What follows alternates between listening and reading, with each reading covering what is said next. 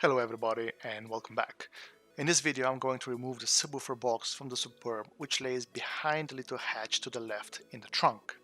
Before I start with the video, I just want to quickly pause here and go over why I'm removing the subwoofer and what has to be removed in order to be able to take it out.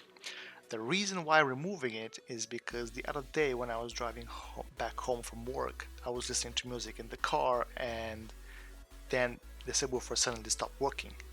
On the next day, when I took the car out, it was working fine for about 30-40 minutes and then died again.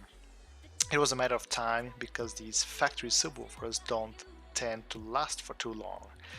In any case, I will be replacing it with another one that I got second hand for about 40 bucks, but when this one also fails, which will happen one day, I'm going for a high quality aftermarket subwoofer and an amplifier installation in the car.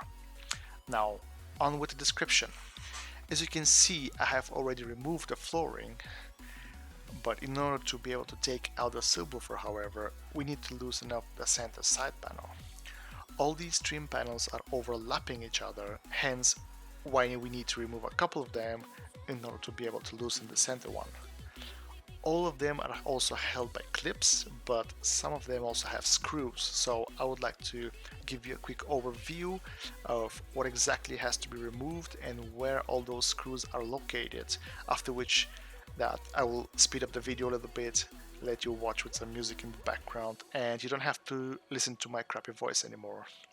Before I start though, I would like to say that my camera's battery died almost at the end, right before I was about to remove the box from the car, so I would have to finish up this video with some pictures of the subwoofer out of the car and a picture of what actually went bad, because this is a very common failure on these factory speakers.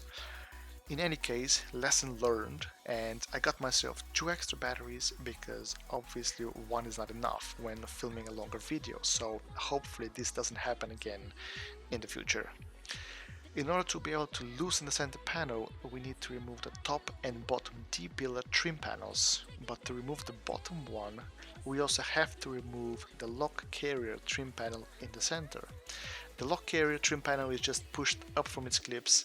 Some also have screws holding it from the inside, but mine didn't have any. There are 5 Torx 30 screws marked in red.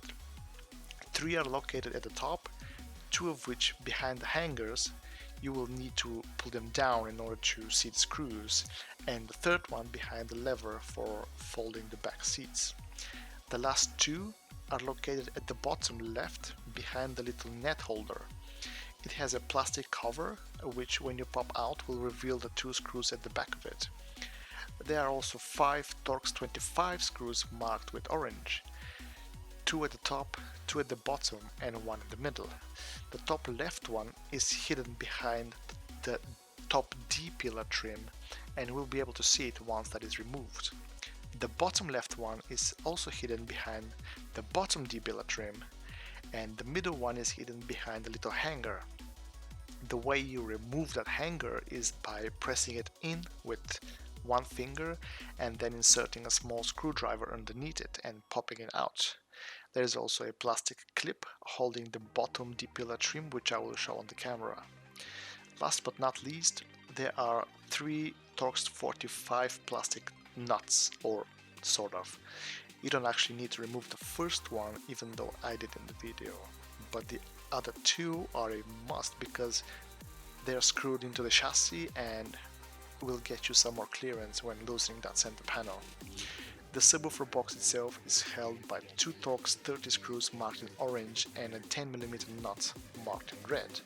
In fact, the entire reason of doing all this is so I can make enough space to put my hand in behind the center panel to be able to reach and loosen one of the Torx 30 screws holding the box. Anyway, I believe that is all. There are a few other plastic parts that you will see me removing on the camera, but they are not held by anything, they just simply pop out. Hope you enjoyed this video and see you in the next one.